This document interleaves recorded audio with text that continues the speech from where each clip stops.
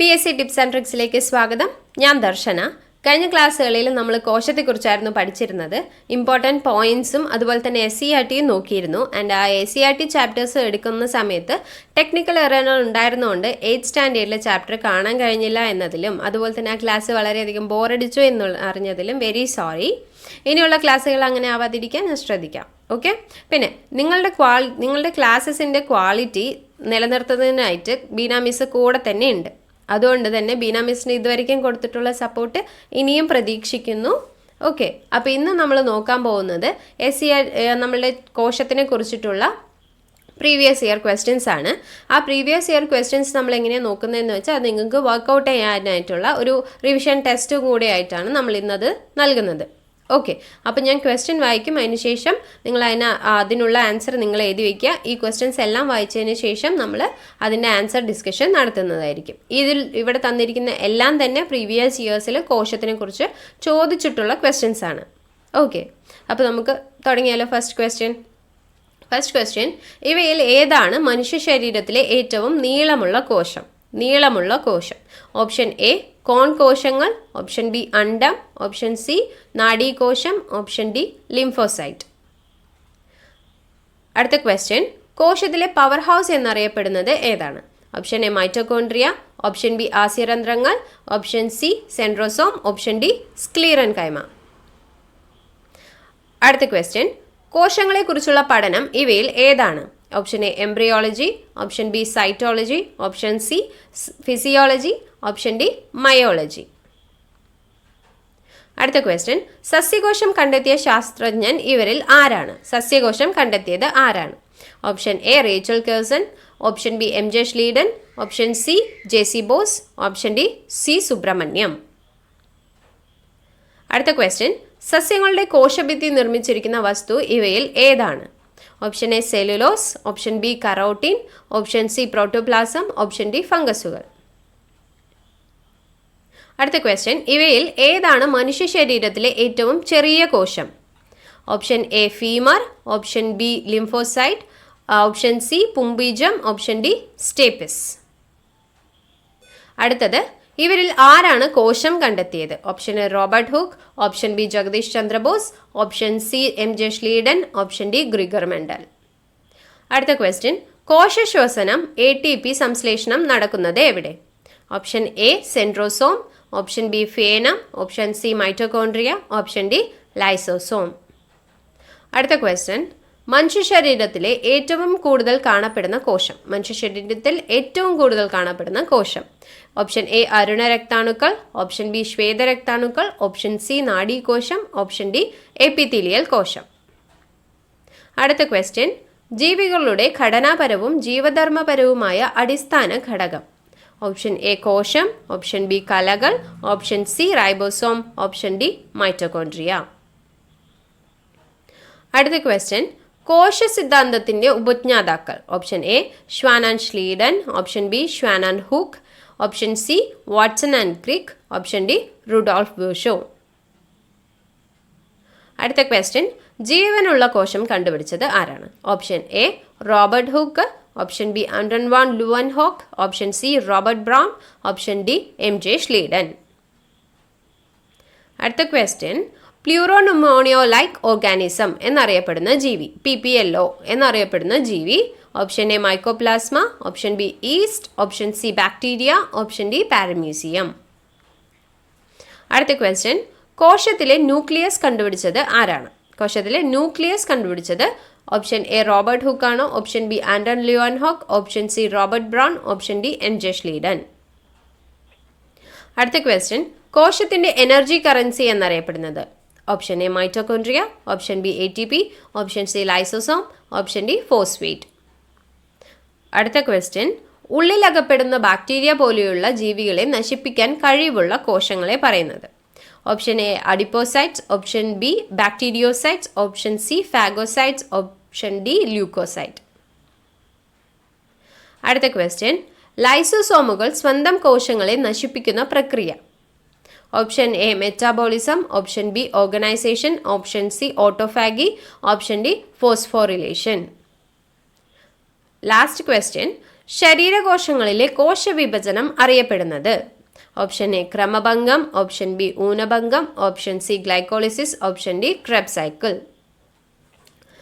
അപ്പോൾ ഇതിലൊരു 20 ക്വസ്റ്റ്യൻസ് ഉണ്ടായിരുന്നു. ആ 20 ക്വസ്റ്റ്യൻസും നിങ്ങൾക്ക് കിട്ടി എന്നാണ് ഞാൻ വിശ്വസിക്കുന്നത്. അത് അത്രയും സിമ്പിളായിട്ടുള്ള ക്വസ്റ്റ്യൻസ് ആയതുകൊണ്ടാണ് ഞാൻ ഇത്രയും ഫാസ്റ്റായിട്ട് വായിച്ചു പോയത്.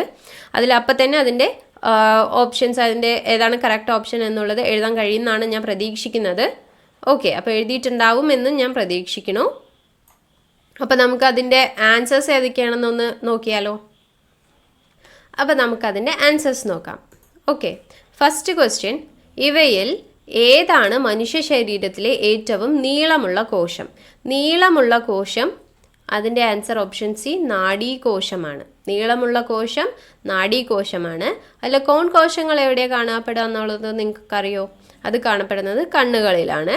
അതുപോലെ തന്നെ അണ്ഡമാണ് മനുഷ്യ ശരീരത്തിലെ ഏറ്റവും വലിയ കോശം. വലിയ കോശം അണ്ഡവും ഏറ്റവും നീളമുള്ള കോശം നാഡീകോശവുമാണ്. ഓക്കെ, ലിംഫോസൈറ്റ് എന്ന് പറയുന്നത് അതൊരു ബ്ലഡ് സെല്ലാണ്, രക്തകോശമാണ് ലിംഫോസൈറ്റ്. ഓക്കെ, അപ്പോൾ ഇതിൻ്റെ ആൻസർ, ഇവയിൽ ഏതാണ് മനുഷ്യ ശരീരത്തിലെ ഏറ്റവും നീളമുള്ള കോശം എന്നുള്ള ക്വസ്റ്റ്യൻ്റെ ആൻസർ ഓപ്ഷൻ സി നാഡീകോശമാണ്. ഓക്കെ, അടുത്ത ക്വസ്റ്റ്യൻ, കോശത്തിലെ പവർ ഹൗസ് എന്നറിയപ്പെടുന്നത്? കോശത്തിലെ പവർ ഹൗസ് എന്നറിയപ്പെടുന്നത് ഏതാ? അത് ഏത് സെൽ ഓർഗനലാണ്? Option A mitochondria. Power house എന്നറിയപ്പെടുന്നത് മൈറ്റോകോൺട്രിയ ആണ്. ആസ്യരന്ധ്രങ്ങൾ എന്ന് പറയുന്നത് അത് പ്ലാന്റ് സെല്ലിലുള്ള സെല്ലാണ്. അതുപോലെ തന്നെ സെൻട്രോസോം എന്ന് പറയുന്നത് വേറൊരു സെൽ ഓർഗനലാണ്. സ്ക്ലീറൻ കൈമ എന്ന് പറയുന്നത് ഒരു ടൈപ്പ് ഓഫ് സെല്ലാണ്. ഓക്കെ, അപ്പോൾ കോശത്തിലെ പവർ ഹൗസ് എന്നറിയപ്പെടുന്നത് മൈറ്റോകോൺട്രിയ ആണ്. അടുത്ത ക്വസ്റ്റ്യൻ, കോശങ്ങളെക്കുറിച്ചുള്ള പഠനം ഇവയിൽ ഏതാണ്? കോശങ്ങളെക്കുറിച്ചുള്ള പഠനം ഇവയിൽ ഏതാണ്? ഇത് എംബ്രിയോളജിയാണ്. അത് എംബ്രിയോനെ കുറിച്ച് ഭ്രൂണത്തിനെ കുറിച്ച് പഠിക്കുന്നത് എംബ്രിയോളജി. അടുത്തത് ഓപ്ഷൻ ബി ആണ് അതിൻ്റെ കറക്റ്റ് ആയിട്ടുള്ള ആൻസർ. ഓപ്ഷൻ ബി സൈറ്റോളജി ആണ് അതിൻ്റെ കറക്റ്റ് ആയിട്ടുള്ള ആൻസർ. ഓക്കെ, അടുത്ത ഓപ്ഷൻ സി ഫിസിയോളജി ആണ്. And option D myology. അത് മസിൽസിനെ കുറിച്ച് പഠിക്കുന്ന പഠനശാഖയാണ് മയോളജി. ഓക്കെ, അപ്പോൾ കോശങ്ങളെക്കുറിച്ചുള്ള പഠനം സൈറ്റോളജി ആണ്. അടുത്ത ക്വസ്റ്റ്യൻ, സസ്യകോശം കണ്ടെത്തിയ ശാസ്ത്രജ്ഞൻ ഇവരിൽ ആരാണ്? സസ്യകോശം കണ്ടെത്തിയ ശാസ്ത്രജ്ഞൻ ആരാണ്? ഓപ്ഷൻ ബി MJ ഷ്ലീഡൻ ആണ്. ഓക്കെ, സസ്യകോശം കണ്ടെത്തിയത് MJ ഷ്ലീഡൻ. റേച്ചൽ കേഴ്സൺ ആരാണ്? അവരൊരു എഴുത്തുകാരിയായിരുന്നു. സൈലന്റ് സ്പ്രിംഗ് എന്ന് പറഞ്ഞിട്ടുള്ള ബുക്ക് എഴുതിയിരിക്കുന്നത് റേച്ചൽ കേഴ്സൺ ആണ്. ഇനി JC ബോസ് എന്ന് പറയുന്നത് നമ്മളുടെ JC ബോസ് കണ്ടുപിടിച്ചത് ക്രെസ്കോഗ്രാഫ് ആണ്. ക്രെസ്കോഗ്രാഫ് എന്ന് പറയുമ്പം നമ്മളുടെ പ്ലാന്റ്സിൻ്റെ ഗ്രോത്ത്, ചെടികളുടെ വളർച്ച കണ്ടുപിടിക്കാൻ സഹായിക്കുന്ന ഒരു ഉപകരണമാണ് ക്രെസ്കോഗ്രാഫ്. അത് കണ്ടുപിടിച്ചതായിരുന്നു JC ബോസ്. C സുബ്രഹ്മണ്യം എന്ന് പറയുന്നത് നമ്മളുടെ ഗ്രീൻ റവല്യൂഷൻ നടന്ന സമയത്തുള്ള അഗ്രികൾച്ചറൽ മിനിസ്റ്റർ ആയിരുന്നു. ഓക്കെ, അപ്പോൾ സസ്യകോശം കണ്ടെത്തിയത് MJ ഷ്ലീഡൻ. അടുത്ത ക്വസ്റ്റ്യൻ, സസ്യങ്ങളുടെ കോശഭിത്തി നിർമ്മിച്ചിരിക്കുന്ന വസ്തു ഇവയിൽ ഏതാണ്? Option A cellulose, B carotene, protoplasm, ഫംഗസുകൾ. ഇതിൽ ആൻസർ എന്തായിരുന്നു? Answer option A cellulose. Cellulose കൊണ്ടാണ് സസ്യങ്ങളുടെ കോശഭിത്തി നിർമ്മിച്ചിരിക്കുന്നത്. Okay, cellulose. അടുത്ത ക്വസ്റ്റ്യൻ, ഇവയിൽ ഏതാണ് മനുഷ്യ ശരീരത്തിലെ ഏറ്റവും ചെറിയ കോശം?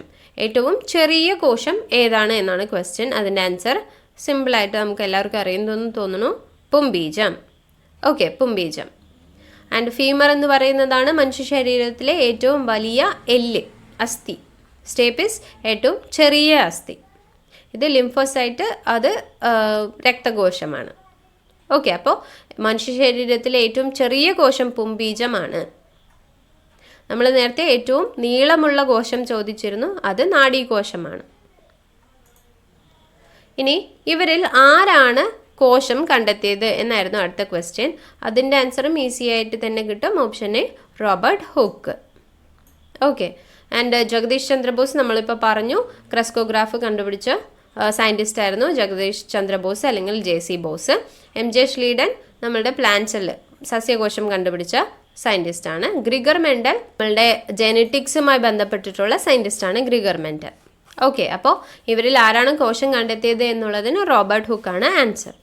അടുത്തത്, കോശശ്വസനം, ATP സംശ്ലേഷണം എന്നിവ നടക്കുന്നത് എവിടെയാണ്? Option A centrosome, option B ഫേനം, option C mitochondria, option D lysosome. ഇതിൻ്റെ ആൻസർ എന്താണ്? Option C mitochondria. മൈറ്റോകോൺട്രിയയിൽ വെച്ചിട്ടാണ് കോശശ്വസനവും അതുപോലെ തന്നെ ATP സംശ്ലേഷണവും നടക്കുന്നത്. ഓക്കെ, ATP ഉൽപ്പാദിപ്പിക്കുന്നതും കോശശ്വസനം നടക്കുന്നതും മൈറ്റോകോൺട്രിയയിൽ വെച്ചാണ്.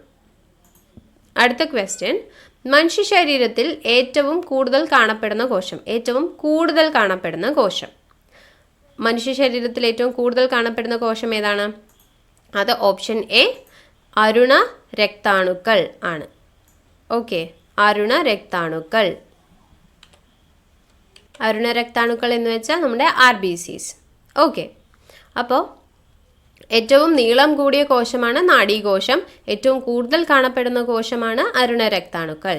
ഓക്കെ, ഇനി അടുത്ത ക്വസ്റ്റ്യൻ, ജീവികളുടെ ഘടനാപരവും ജീവധർമ്മപരവുമായ അടിസ്ഥാന ഘടകം ഏതാണ് എന്നായിരുന്നു ക്വസ്റ്റ്യൻ വന്നിട്ടുണ്ടായിരുന്നത്.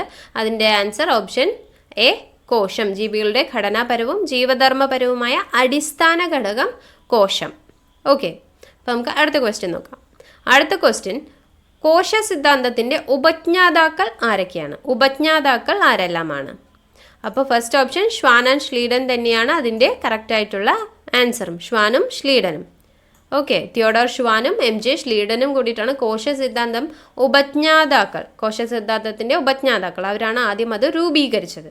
പിന്നെ റുഡോൾഫ് വൂർഷോ അത് പരിഷ്കരിച്ചു എന്നുള്ളതാണ്. ഓക്കെ, റുഡോൾഫ് വൂർഷോ പരിഷ്കരിച്ചതായിരുന്നു. അത് രൂപീകരിച്ചത് ഷ്വാനും ഷ്ലീഡനും കൂടി തന്നെയാണ്.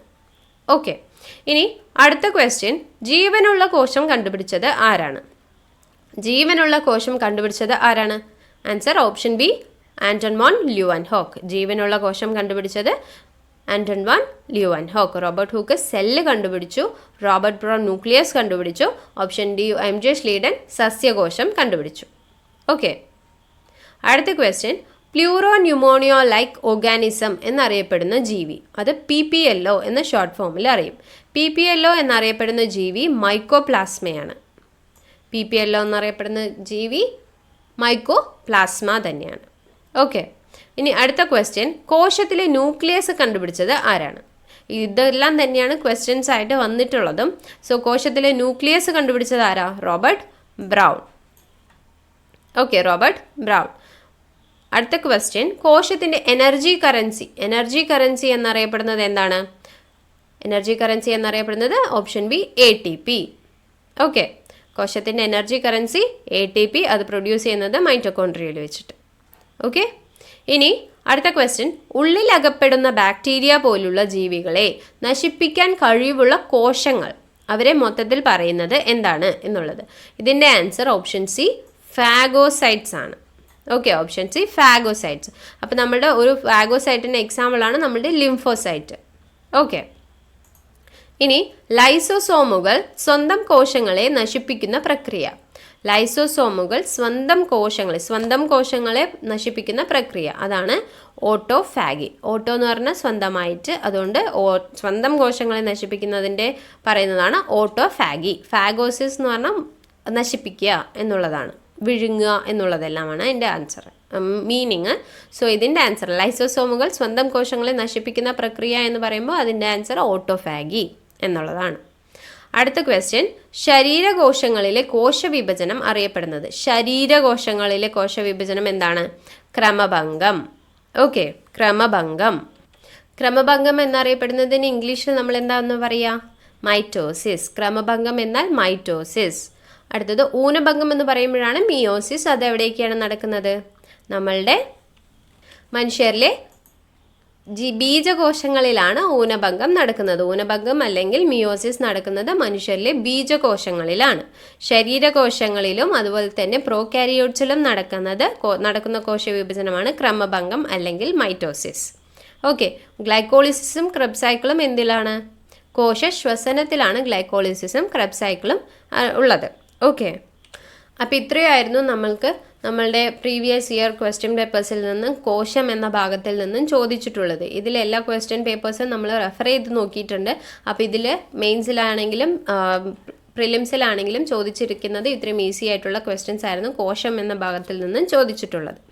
ഓക്കെ, അപ്പോൾ നമ്മൾ കോശം എന്ന ഭാഗത്തിൽ നിന്നുള്ള ഇമ്പോർട്ടൻറ്റ് പോയിൻറ്റ്സ് പഠിച്ചിട്ടുണ്ട്, അതുപോലെ തന്നെ SCERT ചാപ്റ്റേഴ്സ് ഒന്ന് നോക്കിയിട്ടുണ്ട്, അതുപോലെ നമ്മൾ പ്രീവിയസ് ഇയർ ക്വസ്റ്റ്യൻസ് നോക്കിയിട്ടുണ്ട്. ഓക്കെ, അപ്പോൾ കോശം എന്നുള്ള ഭാഗത്തിൽ നിന്ന് നമ്മൾ മോസ്റ്റ്ലി എല്ലാം സിസ്റ്റമാറ്റിക് ആയിട്ട് എല്ലാ ഭാഗങ്ങളും എത്തിയിട്ടുണ്ട് എന്നുള്ളതാണ് തോന്നുന്നത്. അപ്പോൾ നിങ്ങൾ കോശം എന്നുള്ള ഭാഗത്തിലേക്ക് ഇതിൽ എന്തെങ്കിലും നോട്ട്സ് എഴുതി വെച്ചിട്ടുണ്ടെന്നുണ്ടെങ്കിൽ അത് കറക്റ്റ് ഓർഡറിൽ തന്നെ എഴുതി വെച്ചേക്കുക. അപ്പോൾ നിങ്ങൾക്ക് ഇനി LDC വരുന്ന സമയത്ത് നമുക്കൊന്ന് റിവൈസ് ചെയ്യാൻ വേണ്ടി, ഓടിച്ചു നോക്കാൻ വേണ്ടി അത് വളരെയധികം ഹെൽപ്ഫുള്ളായിരിക്കും. ഇതെല്ലാം ഈസി ക്വസ്റ്റ്യൻസ് ആണ് എന്നുള്ളത് കൊണ്ടാണ് ഞാൻ ഇത്രയും ഓടിച്ച് പോയിരുന്നത്.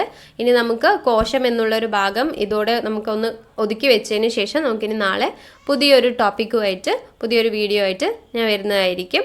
അപ്പോൾ താങ്ക് യു. ഈ വീഡിയോ കണ്ടതിനുള്ള സജഷൻസും നിർദ്ദേശങ്ങളും എല്ലാം കമൻറ്റ് ബോക്സിൽ കമൻറ്റ് ചെയ്യുക. അതുപോലെ തന്നെ വീഡിയോ സബ്സ്ക്രൈബ് ചെയ്യാതെയാണ് കാണുന്നതെന്നുണ്ടെങ്കിൽ സബ്സ്ക്രൈബ് ചെയ്യുക. ഓക്കെ, അപ്പോൾ വീഡിയോ ഇഷ്ടപ്പെട്ടു എന്നുണ്ടെങ്കിൽ ലൈക്കും കൂടെ ചെയ്യുക. Thank you.